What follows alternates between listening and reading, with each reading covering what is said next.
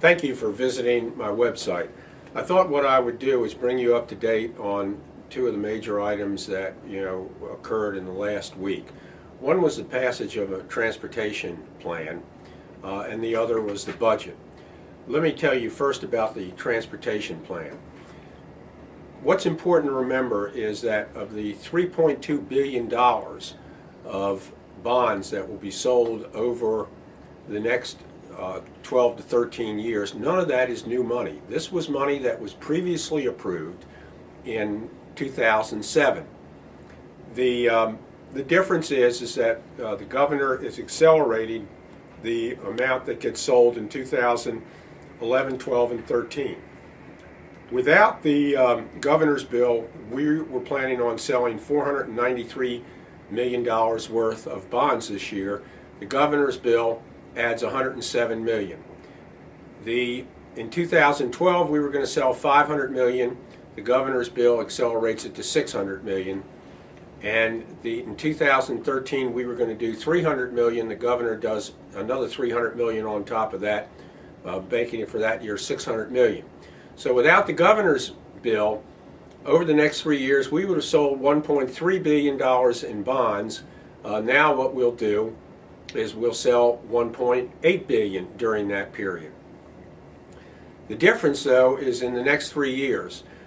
We would have sold under the plan that we had from 2007 about $250 to $300 million each year. Under the governor's plan, we're only going to be able to sell $50 million each year, and much of that money will probably wind up going towards Metro.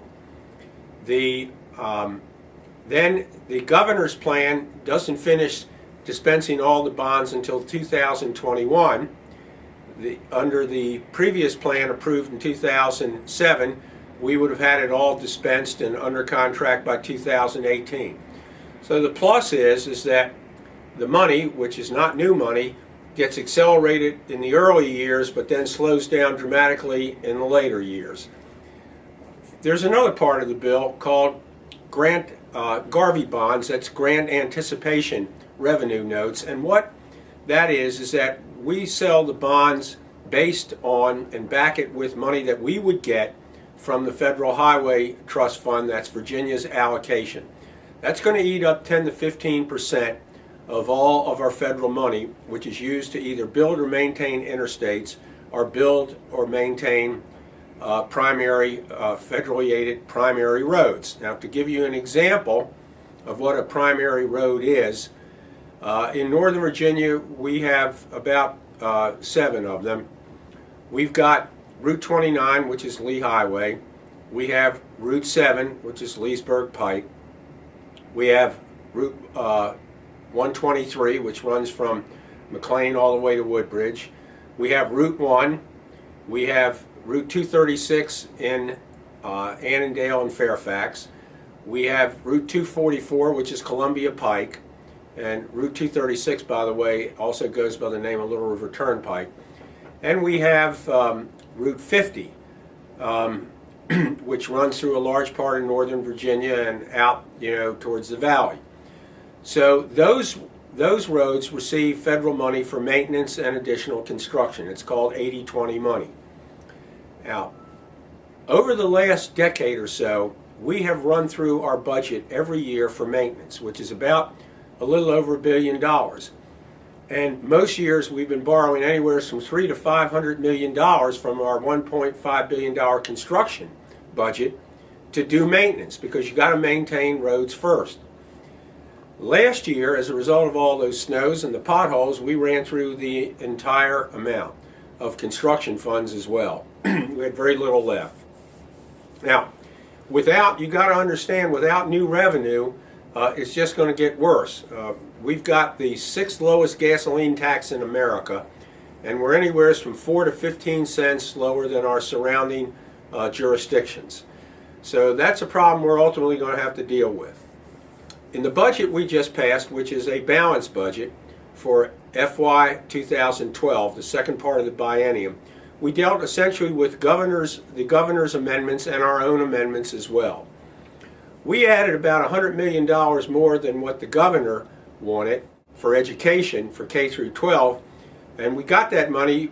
The governor created in this bill an infrastructure, in the transportation bill, an infrastructure bank, of which he used $150 million of general fund. While the House of Delegates went along with that, the Senate didn't. We believe that general fund money should be used for public ed, higher ed, health and human services, and public safety. I think it's a little more important to educate our kids than to fill the potholes. There were other areas of difference.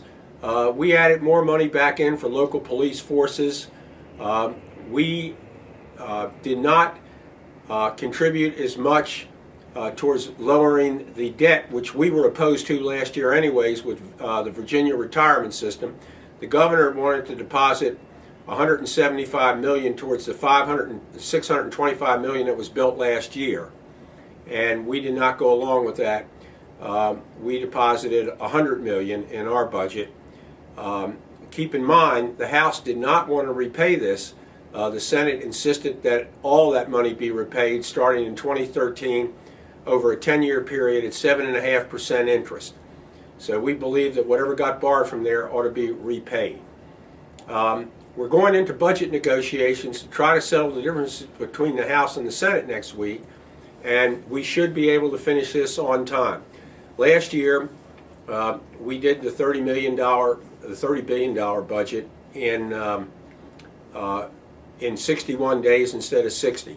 One of the things that's important to know is that we're back at the 2006 level of government spending.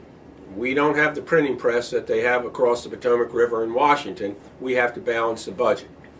One of the downsides of that, not balancing the budget, but the cuts that we had to make, is take, for instance, VCU, which has enormous Northern Virginia enrollment. They had to go up 25% on their tuition. And I got no complaints because the president of that school would have been faced with having to eliminate an awful lot of courses that juniors and seniors take, and it would have meant that the students couldn't graduate in 4 years. We have asked VCU, Virginia Commonwealth University, to educate the students with the same amount of money that we gave them in the year 2000. But here's the difference. They had 19,000 students then, they have 28,000 students now, which is a 50% increase, and they're asked to do the same thing. When you do that, it's unreasonable to think that they're not going to have to raise tuition, and they raised it 25%. We can't run this state for free. I wish we could, but we can't. So we're trying to make do with what we have, and we passed this budget, as we have for the last quite a few years, with no tax increase. So again, thank you for visiting my website, and I hope this has been helpful. You can still follow this by bringing up the General Assembly of Virginia on your computer through the legislative website. Again, thank you very much for visiting my website.